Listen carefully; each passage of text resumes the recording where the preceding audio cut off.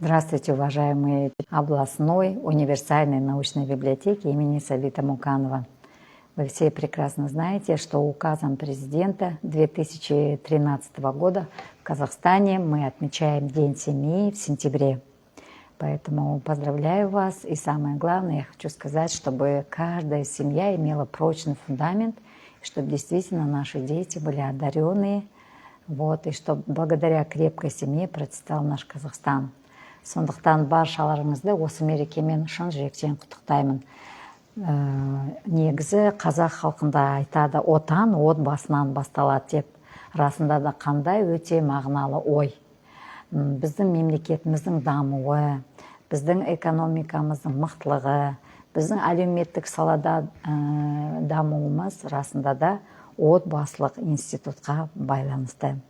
Отбасылық институт деген не? Отбасылық институт неден басталады? Әрине, отбасы институт ол неке қиюдан басталады. Мен өзім қоғамдық жұмыспен көп айналысам. Осы жылдың мамыр айында Қазақстан Халық партиясының әйелдер қанатының ұсынысы бойынша, Ұрпақ Қазақ мәдени ағарту орталығының ұсынысы бойынша біздің достық үйімізде керемет бір өзекті мәселені көтердік. Отбасылық құндылықтарға байланысты. Ол семьяны сақтау, семьяны, отбасыны нығайту. Мен сіздерге қазір тек қана әрине мерекені біз тойлаймыз, өткіземіз, бірақ бізге отбасылық қатынастарға байланысты қоғамда қазір өзекті мәселелер бар. Осы Қазақстан Халық партиясының әйелдер қанатының ұсынысы бойынша өткізген дөңгелек үстелде біз ажырасу мәселені көтердік. Дәл қазіргі уақытта жас отбасылар қандай құндылықтан айырылды? Жауапкершілік. Жастар неке қию рәсімінен кейін ең басты әйел ретінде болашақта ана, ер адам ретінде болашақта әке. Екеуі отбасы құрғаннан кейін өздерің бақытты отбасы болу үшін көп еңбек жасау керек.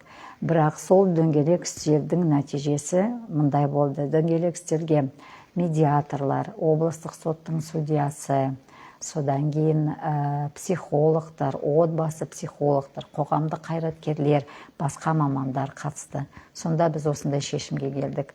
Жастар жауапкершілікті алмайды екен. Инстаграм парақшасында тойдың әдемілігіне көбіне қарайды екен. Сондықтан өкінішке орай қазір бізде ресми түрде 2024 жылғы статистикасы бойынша 8%-қа жуық бір жыл бірге тұрмай жастар ажырасып жатыр екен. Содан кейін 2024 жылғы біздің статистика бюросы бойынша осындай мәліметтер бар. 126 мыңнан астам неке қию рәсімі өткізілген екен, 40 мыңнан астам ажырасу болған екен. Сонда екі санды салыстырғанда әр үшінші отбасы өз-өзін сақтамайды екен, ажырасып кетеді. Сондықтан ежелгі уақыттан келе жатқан өзіміздің халқымыздың құндылықтарын сіздердің жүректеріңізге салғым келеді. Әрдайым ғасырлар бойы отбасы құндылығы неменеге байланысты? Отбасыда ер адамның абыройы өте жоғары болу керек. Мысалы, қазақ халқында айтады, мен қазір өзім қоғамдық жұмыспен көп айналысқаннан кейін әйелдермен, өзім әйелдер жобаларда көп жұмыс істегеннен кейін мен әйелдерді былай үйретем. Тұрмысқа шықтым деп айтпаңыз, күйеуге шықтым деп айтыңыз деп. Сонда күйеуге шықтым деп айтқан әйелдің концепциясы да өзгереді. Сонда оның қорғаушысы, семьяның негізін қалаушысы, әртүрлі қиындықтарда әйелге, анаға көмек жасайтын, баланың мәселені шешіп беретін ең басты әке болу керек. Я хочу сказать, что в настоящее время в условиях, когда глобальный интернет завоевывает наше пространство, и очень много ценностей дети сейчас берут не от семьи, а от глобального интернета, мы стали терять очень важную ценность – это супружество.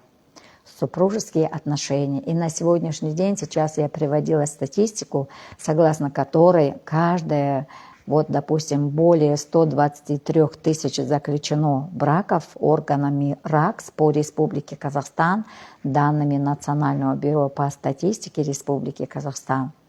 И в этом же 2024 году более 40 тысяч людей расторгли брак. Практически, если две цифры сравнивать, каждая третья семья.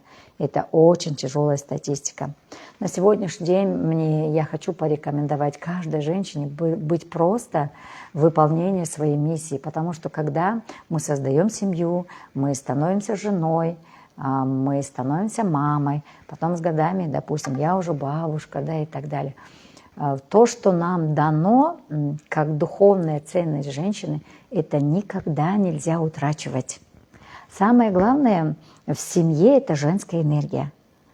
Женская энергия, самое главное – настроение, здоровье, благополучие мужа, детей, внуков зависит от женщины. И это было испокон веков. Но на сегодняшний день я очень часто хожу в школы, провожу разные мероприятия, меня приглашают в школы. Я уже не спрашиваю, допустим, поднимите руки, у кого есть мама и папа. Потому что сейчас наблюдается тенденция, что 60, а иногда страшно говорить, но до 70% детей, которые сидят в классе, они живут только с мамой, или живут только с папой, или воспитывает бабушка. Что и почему так в нашем обществе происходит? Потому что стали терять семейные ценности. Вот смотрите, на сегодняшний день хочу дать ряд рекомендаций. Когда мы приходим, садимся за дастархан, да, испокон веков у казахской семьи была традиция даже в современных условиях вместе с семьей садиться за вечерний ужин. В настоящее время из-за того, что дети там на какие-то секции ходят, поздно приходят, или сидят в интернете, или еще чем-то занимаются, или мама поздно с работы приходит, или папа, да, и так далее. Практически во многих семьях сейчас наблюдается, утрачивается эта традиция. Сондықтан құрметті аналар, құрметті әкелер, әсіресе құрметті әжелер, құрметті ақсақалдар, отбасымен бірге отырып, дөңгелек үстелдің басында әртүрлі мәселелерді айтып, ыстық тамақты ішіп, әженің қолынан жұқанан, ананың қолынан ыстық шай ішу дәстүр қайда кетіп барады? Біз шетел мемлекеттерге қарап, осы мәдениетті қоғамда неге енгізіп жатырмыз? Рухани құндылықтарымыз ғасырлар бойы қалыптасқан. Олар өте құнды ғой. Поэтому я хочу порекомендовать. Самое главное, когда мы ощущаем, что есть семья, когда мы ощущаем, что есть очаг, это когда мы хотя бы один раз в день собираемся за круглым дастарханом, вместе кушаем, вместе обсуждаем проблемы. В настоящее время за счет того, что мы действительно прокачиваем такую проблему, как права наших детей, права наших мальчиков, девочек, особенно в переходный период, мы очень много стали брать из европейской культуры. На сегодняшний день утрачивается такая ценность, как уважение и авторитет того, что сказал отец, сердечная благодарность совету матери. Потому что очень сильно растет эго детей. Я вообще как юрист хочу сказать, что когда мы приняли закон о правах ребенка, у нас какой-то неправильный перелом в обществе произошел, когда после издания этого закона был открыт целый орган, департамент по защите прав детей. Мне вообще кажется, что такого департамента открывать не надо было. И какая тенденция пошла? Мы сейчас утратили в семье трудовое воспитание детей. Потому что одна из проблем, которой в то время занимался Департамент по защите прав детей, это в целом отмена трудового воспитания наших детей в школах. И что мы сейчас имеем? И на сегодняшний день я знаю, что во многих семьях есть проблема, это трудовое воспитание детей. Если ребенок, он не трудится, то у него нет усилия и в умственном процессе. Не забывайте, что именно физический труд, одна из версий, способствовал тому, что образ человека, который похож на обезьяну, способствовал тому, что появился Homo sapiens, человек разумный, и человек действительно стал разумным, он стал нормальным, логически думающим, полноценным, с эмоциями и так далее. А сейчас идет обратный процесс. Поэтому следующая рекомендация. Уважаемые мамы, уважаемые папы, бабушки и дедушки, давайте вот эту ценность, трудовое воспитание в семье будем снова возвращать. будем снова возвращать. И прям ребенку с маленьких лет, который тянется к маме, который что-то стирает, который тянется, когда мы изделия какие-то готовим, лепим на кухне, разрешить это делать, понимаете? И пусть дети это делают. Сондықтан қараңыздар, өмір бойы менің әке-шешем, менің ата-бабаларым, менің өзім, менің жолдасым, біз еңбек арқылы отбасымыздың экономикасын қалыптастырып жатырмыз. Еңбек арқылы отбасымыздың бюджетін қалыптастырып жатырмыз. Еңбек арқылы бала отбасыда мынау білім жағына да қызығатын болады. Қазір дененің аса іс-қимылы болмағандықтан, мен өзім 30 жылдай астам университетте сабақ беремін. Дене іс-қимылы болмаса, мимен жұмыс істеу, адамның ой қабілетін дамыту өте қиын болып барады. Сонымен отбасы құндылықтар әрине ерлі-зайыптардың қатынастарына байланысты. Ерлі-зайыптар бір-бірін құрметтеп сыйлау керек. Қараңыздаршы, ерлі-зайыптар маған өзіме жүрегіме егіс лебіс өзенде бірге малтып келе жатқан екі ғашық аққуға соны көріп тұрғандай мен елестеймін. Ерлі зайыптар осындай болса ғой, қозы көрпеш, баян сұлудай. Осы мәдениетті балалар көріп, олар да өздері, өз отбасын құрғанда мықты болады. Қазақта айтады, бала ясында не көрді, ертең ұшқанда соны әкетеді деп. Немесе қазақта айтады, қызым сен тыңда, келінім сен тыңда, қызым саған айтамын, келінім сен тыңда деген сияқты. Сонымен отбасылық қатынастарда қазір міне біз отбасы құрдық, балаларымыз бар, немерелеріміз бар, мынау енені сыйлау деген мәдениет. Оны қазір біз бұрынғы өз қалпына келтірген жөн. Әрине қазір жастар өздері шешіп жатыр, кіммен тұру, өздері тұра ма. Қазіргі әкелер, аналар, әжелер, аталар болып жатқан, олар да өздері де жеке тұрғысы келеді. Бұрынғыда бір отбасыда барлық ұлдар мысалы қалып, жеке шаңырақ құрып, барлықтері бір көшеде немесе бір үйде тұрған сияқты. Әрине өкінішке орай ол дәстүрден біз қалып жатырмыз. Бірақ сыйластық қатынастан ешқашан айырылмау керек. Болашақта сол келін болып келген қыз, ол да болашақта баласы үйленеді, ол да келін сүйеді. Сонымен әсіресе мынау 20 ғасырдың 60-70 жылдары одан да ерте кезде бізде жеңгелер институты жақсы дамыған еді. Сол жеңгелер институты қайдасыздар? Жеңгелер институты қазіргі уақытта жас қыздарға, күйеуге шығып жатқан, ажырасам деп жүргендер, атай не сүйіп келін болып жатқан, оларға ақылды жүректеріне кім салып береді? Әрине біз өзіміз салып береміз. Отбасы құндылықтар ең басты ол қалыптасқан мәдениет. Мәдениет неден басталады?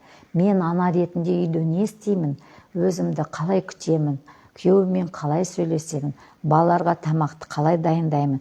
Балаларымды қалай тәрбиелеймін? Қызымды қалай тәрбиелеймін? Соны менің балаларым көреді, болашақта өздерінің отбасы өмірлеріне алады. Сонымен құрметті әйелдер, өздеріңізді бақытты сезем десеңіздер, әрине отбасы үшін қызмет атқару керек. Я хочу сказать, что в настоящее время одной из актуальных проблем является проблема служения своей семье. Как женщина, которая 30 лет, в 95 году я вышла замуж. В сентябре 16-го исполнится ровно 30 лет тому, как я нахожусь в счастливом супружестве. У меня есть дети, у меня есть внуки. И самый главный момент счастливого супружества моего заключается в том, что я сама взяла ответственность за это супружество. В настоящее время, в силу того, что каждый человек стал требовать какое-то отдельное пространство, иметь свою комнату, очень много личного, даже в мышлениях, в своих действиях, вот это высокое эго иногда способствует тому, что женщины или мужчины не хотят трудиться ради сохранения семьи. Однако самое большое счастье, самая большая миссия, которую нам дал Бог на этой земле, это миссия женщины стать мамой, миссия мужчины стать папой. И вот тот человек, который достойно и полноценно выполняет эту миссию, он действительно создает счастливую семью, и у него нет повода для того, чтобы были какие-то неурегулированные конфликты. И поэтому в третьей части своего выступления я хочу сказать, что самый главный вопрос сейчас, это чтобы у нас было сильное государство. Недавно наш президент выступил с посланием народу Казахстана. Это было 8 сентября. И там затрагивались очень важные моменты, связанные с искусственным интеллектом. И я хочу сказать, на самом деле искусственный интеллект в нашей семье – это классно. Искусственный интеллект помогает нам, членам семьи, больше времени сохранить для нашего общения.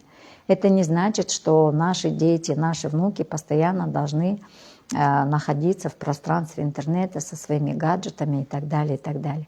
Искусственный интеллект все больше и больше помогает нам освободить время от бытовых каких-то нагрузок и больше заняться воспитанием, формированием духовных ценностей наших детей и наших внуков.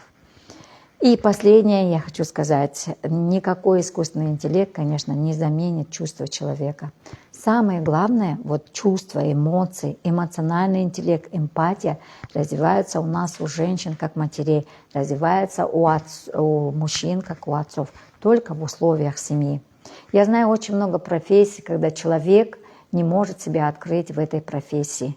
Он не может работать на уровне души и сердца. Допустим, это правоохранительные органы. Это люди, которые работают в судебной системе, в Комитете национальной безопасности, люди, которые работают в разведке и так далее, и так далее. Но приходя домой, смотрите, что происходит. Они остаются под давлением своей профессии.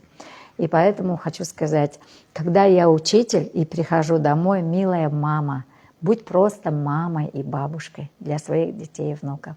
Когда вы, полицейский папа, приходите домой, хочу вам дать следующую ценность. Не надо детей наказывать как преступников. Пожалуйста, будьте просто отцом. Просто поговорите с сыном или со своим внуком. Когда вы врач, нет необходимости лечить всех, во всем искать причины болезней. Снимите белый халат, зайдите домой просто мамой и просто папой. И если хотите лечить, то лечите через свою любовь, через сердечную чакру. Поэтому я хочу сказать, что в настоящее время женское крыло Народной партии Казахстана, я активно в нашем регионе занимаюсь этим, занимается как раз решением проблем развития и укрепления семейных ценностей. Казахский культурно-просветительский центр ұрпақ қазақ мәдени ағарту орталығы. Мен әйелдермен көп жұмыс істеймін. Ең басты, құрметті әйелдер, отбасының бақыты әйелге байланысты. Поэтому поздравляю всех с Днем семьи. Это самый главный духовный праздник. Хочу сказать, что самая главная наука, которую нужно давать детям с детского садика, и даже в магистратуре и докторантуре, эта наука называется «Жизнь». Это направление «Пойми себя, и тебя поймут другие люди». Сонымен, отан отбасынан басталады. Баршаңызды отбасы күнімен шын жүректен құттықтаймын. Ең басты құндылық отан сүйгіштен айырмаңыз. Отан сүйгіш әкенің қанында, ананың сүтінде. Әрдайым әкелеріңді, әжелеріңді, аналарыңды, аталарыңды сыйлаңыздар. Ең басты ұлттық құндылықтар отбасына байланысты. Оларды нығайтуға, оларды дамуына әр азамат, азаматша ретінде өздеріңіз еңбек етіп, үлес қосыңыздар. Мереке құтты болсын.